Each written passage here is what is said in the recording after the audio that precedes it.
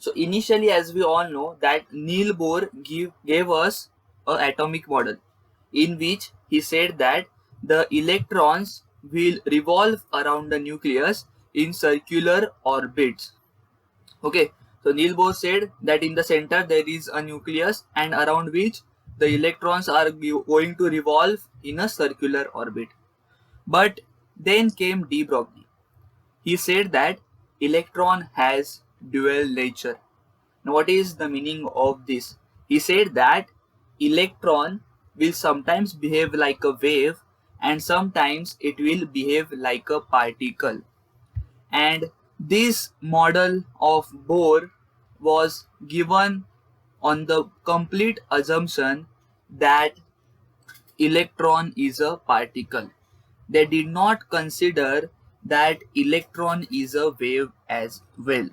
So therefore, this atomic model of Bohr was rejected.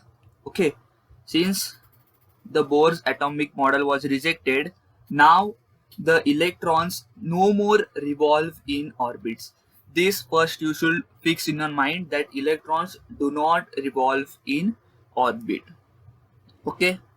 The second thing you must remember is that an atom, a complete atom, is not two-dimensional, but it is three-dimensional. Now I hope you all know what is the difference between a two-dimensional and a three-dimensional. For example, your circle is a 2D shape and your sphere is a 3D shape.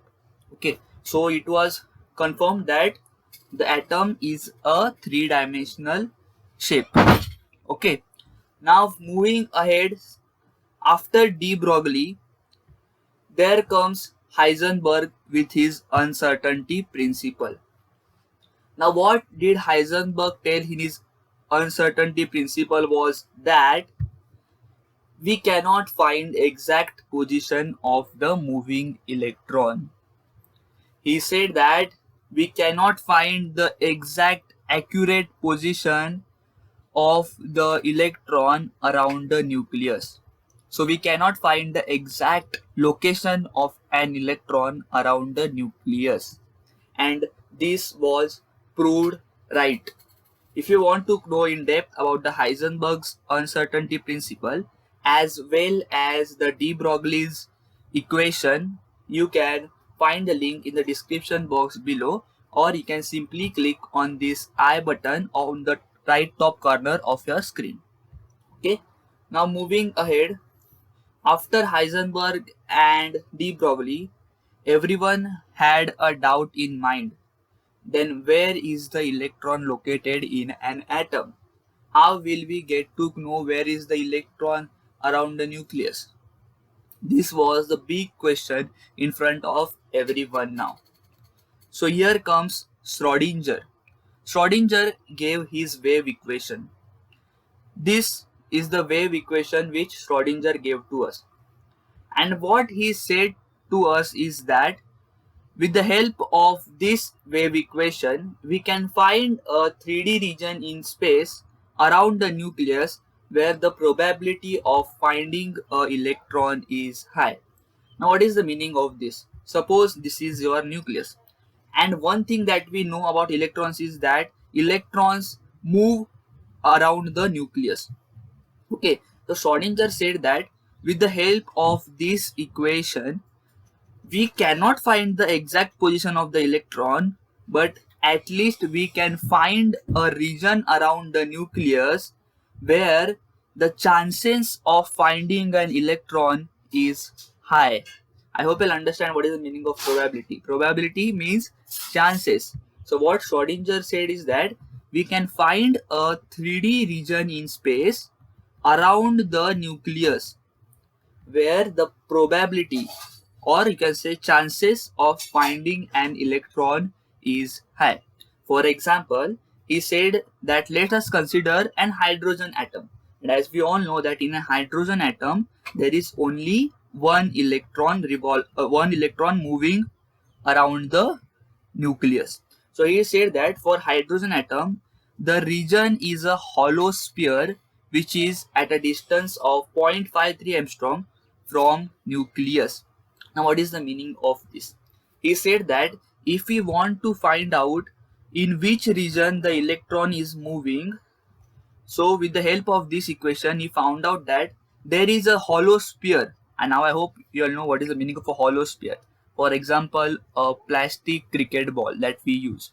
Okay, so he said that there is a hollow sphere around the nucleus which is at a distance of 0.53 angstrom. So he said that around the nucleus there is a hollow sphere, and on this sphere there is a electron. So he said that on this sphere we can find a electron. That is, the chance of finding an electron on this sphere is high. So he said that at a distance of 0.53 angstrom from the nucleus there is a sphere, and on that sphere, somewhere on that sphere, there is a electron. Okay, so this was found out by Schrodinger with the help of his wave equation. Now you don't need to study about this wave equation in depth because it is not in your portion.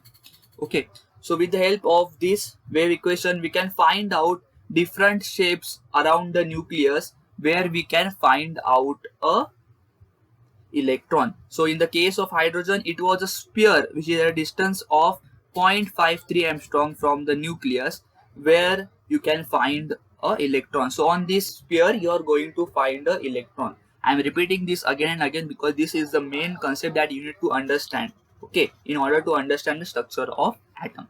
So I hope you all understood that there is a hollow sphere around the nucleus, and on that sphere you can find a electron. Okay, this was said to us by Schrodinger. Now let us understand one definition.